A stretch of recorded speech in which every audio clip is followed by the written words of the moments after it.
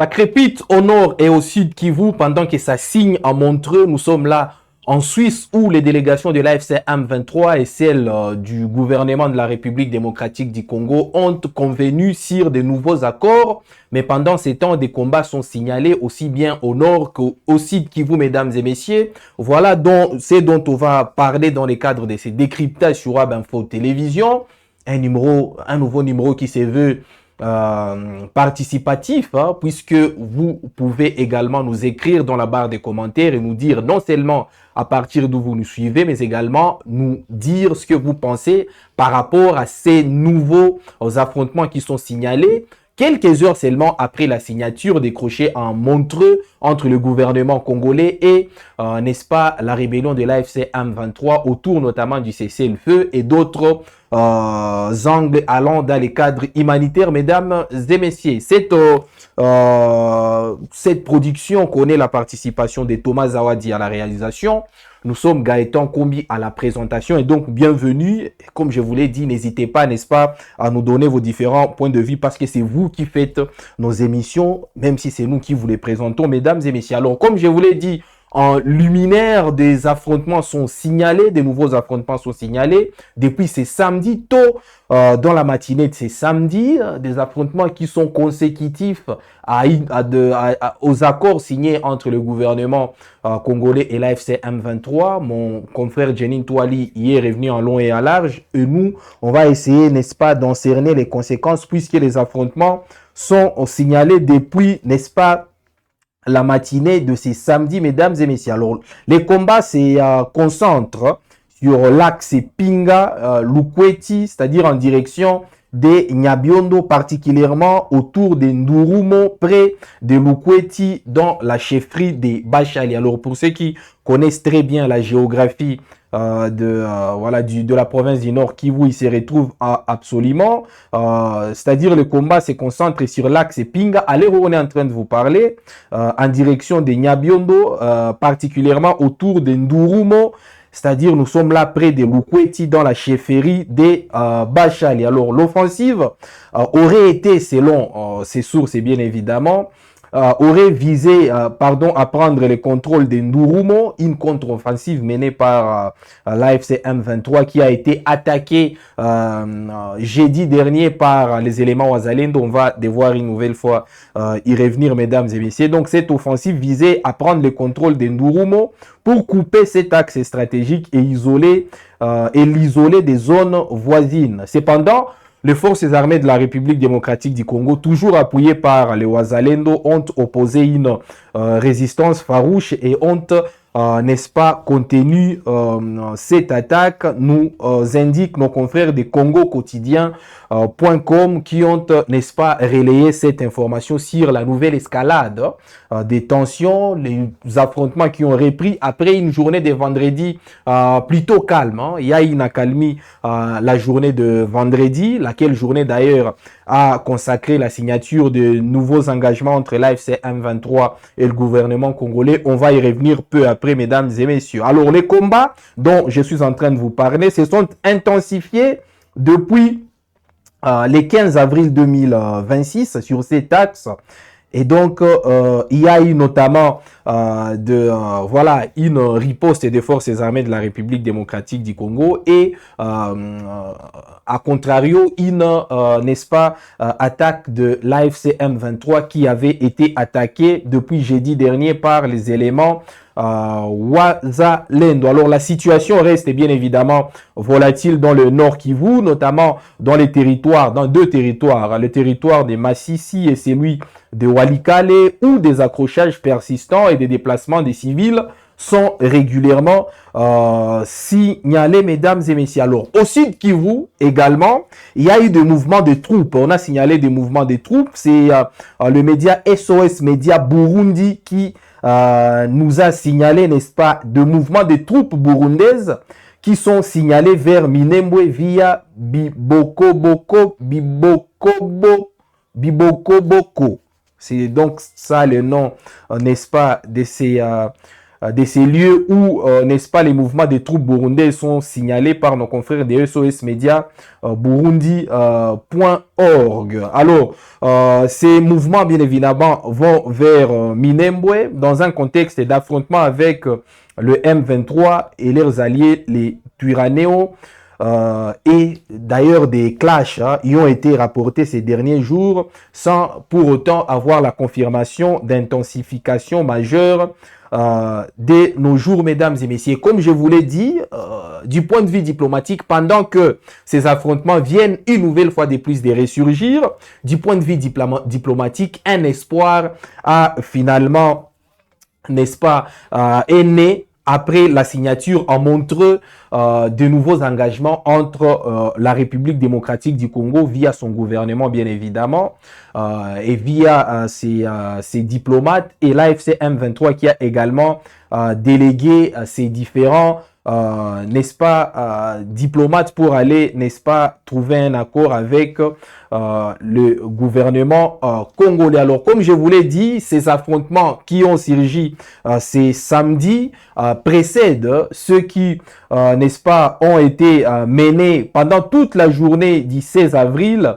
c'est-à-dire les attaques qui ont été menées contre les positions de l'AFC M23 le 16 avril dernier par les Wazalendo, mais on a quand même signalé une accalmie pendant toute la journée du vendredi 17 avril, notamment à Ihoula. Nous sommes là dans l'agglomération située dans la localité de Balindu, en groupement Kisimba. Nous sommes là dans les territoires de Walikale, toujours au nord Kivu, mesdames et messieurs. Comme je vous l'ai dit, le jeudi dernier, le Wazalendo avait, n'est-ce pas, avait lancé une offensive contre les positions de l'AFC M23 à Ihoula.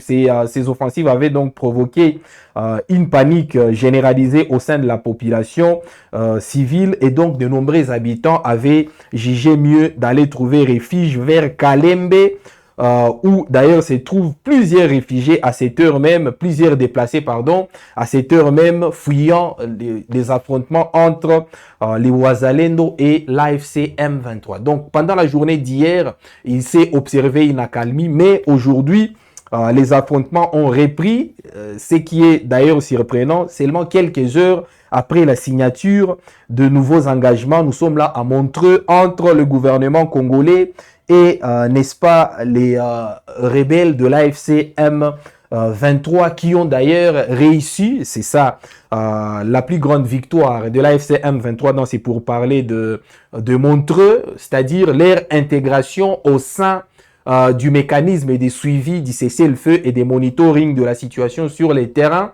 lequel mécanisme ne contenait pas avant l'AFC M23, mais du fait, n'est-ce pas, de ces pourparlers des Montreux et leurs, n'est-ce pas, et leurs outputs, c'est-à-dire ce qui en est résulté, l'AFC M23 fait désormais partie intégrante, n'est-ce pas, du mécanisme de vérification et de monitoring du cessez-le-feu sur les terrains. D'ailleurs, selon nos sources sur place, ces mécanismes-là contiendra désormais 3 officiels de l'AFC M23, tout comme 3 officiels du gouvernement congolais, bien évidemment appuyés par les officiels de la MONUSCO. Alors, parmi ce qui a été convenu entre l'AFC M23 et le gouvernement congolais, il y a vraiment plusieurs points sur lesquels les deux parties au conflit se sont accordés dans ces 9e round de négociations, n'est-ce pas, de Doha, dans ces 9e round de pourparlers de Doha. Donc, les deux parties ont d'abord exprimé leur gratitude à l'État du Qatar, aux États-Unis, ainsi qu'à la Suisse et la République du Togo, l'Union africaine également, et les Nations unies par l'intermédiaire de la MONUSCO pour leur soutien indéfectible à la promotion de la paix et la stabilité dans l'Est de la République démocratique du Congo et dans l'ensemble de la région de Grand Lac. Alors, parmi les conventions qui ont été prises par les deux parties, il s'agit notamment de maintenir la dynamique du processus de paix et à continuer de s'appuyer sur les progrès réalisés concernant les protocoles sur l'accès humanitaire et la protection judiciaire, tout en accélérant les négociations sur les protocoles restants, notamment en soutenant aux facilitateurs, en soumettant aux facilitateurs les propositions de plans concrets pour les prochaines étapes. Alors, les deux parties ont également convenu, c'est ce qui est d'ailleurs plus emblématique dans ce 9e round pour parler des Doha, c'est, n'est-ce pas, de procéder dans un délai de 10 jours à la libération des prisonniers conformément au mécanisme de libération des détenus signé depuis le 14 septembre 2025 afin de continuer de renforcer la confiance, et donc les deux parties se sont engagées. L'AFC M23 qui avait déjà fait le premier pas, c'est-à-dire en libérant le capturé, les soldats de forces armées de la République démocratique du Congo capturés lors des différents affrontements. L'AFC M23 avait d'ailleurs organisé une cérémonie solennelle de leur libération en les confiant notamment au CICR, mais également au gouvernement de la République démocratique du Congo. Et l'AFC M23 attendait jusque-là une mesure similaire venant, n'est-ce pas, de Kinshasa. Et il a fallu, n'est-ce pas, ce 9e round de négociations pour que finalement Kinshasa puisse décider, n'est-ce pas,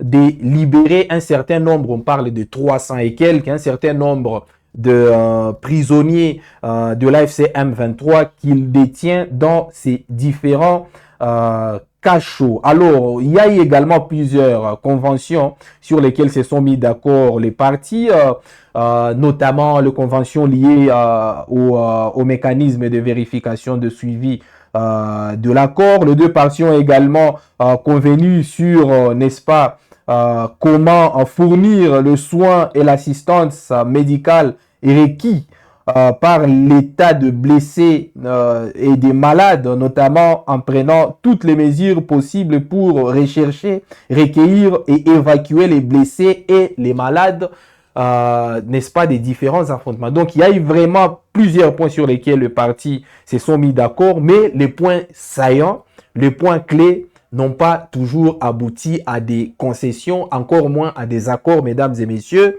puisque 3 points cardinaux qui devraient faire l'objet de concessions et d'accords dans le cadre de ces 9e round de négociations entre l'AFC M23 et le gouvernement congolais n'ont pas du tout été, n'est-ce pas, ils ont certes été abordés, mais ils n'ont pas, n'est-ce pas, abouti par des accords. Il s'agit notamment de la demande de l'AFC M23 de la levée des condamnations judiciaires pour ses membres, et là-dessus, le gouvernement congolais est resté catégorique et a dit non, puisqu'il y a vraiment plusieurs membres de l'AFC M23 qui sont aujourd'hui condamnés à mort. Il y a eu d'ailleurs des procès qui avaient été menés quant à ceux qui avaient abouti par la condamnation à mort de plusieurs membres de l'AFC M23, dont d'ailleurs le coordonnateur Corneille Nangaa. Donc l'AFC M23 a présenté dans son cahier des charges la demande de la levée de condamnation judiciaire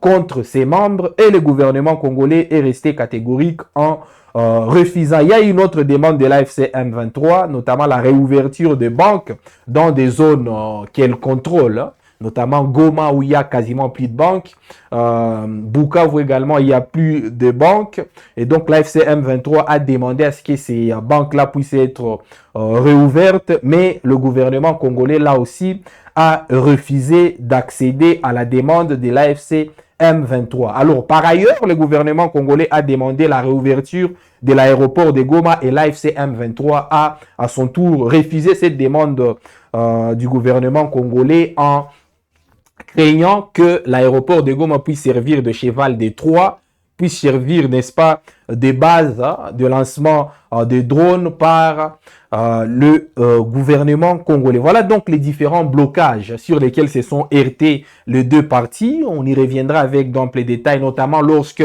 les deux parties auront communiqué. On attend toujours la communication officielle de l'AFC M23. On est vraiment accroché sur ces différents canaux pour avoir, n'est-ce pas, les dernières nouvelles, avoir également la dernière communication de l'AFC M23 qui qui sera notamment conséquente à ces engagements, ces nouveaux engagements signés. On attend également la communication du gouvernement congolais qui devrait réagir à travers Patrick Muyaya, les ministres de la communication, pour, n'est-ce pas, avoir le cœur net par rapport à tous ces désaccords, mais également par rapport à tout ce qui a été signé à Montreux. Nous sommes là en Suisse où les négociations qui étaient menées à Doha ont été délocalisées. Mesdames et messieurs, alors continuez de vous accrocher sur Web Info Télévision. C'est sûr que vous ne manquerez rien en ce qui concerne ce qui se passe au front où, à l'heure où on est en train de vous parler, il y a des affrontements. On venait de vous parler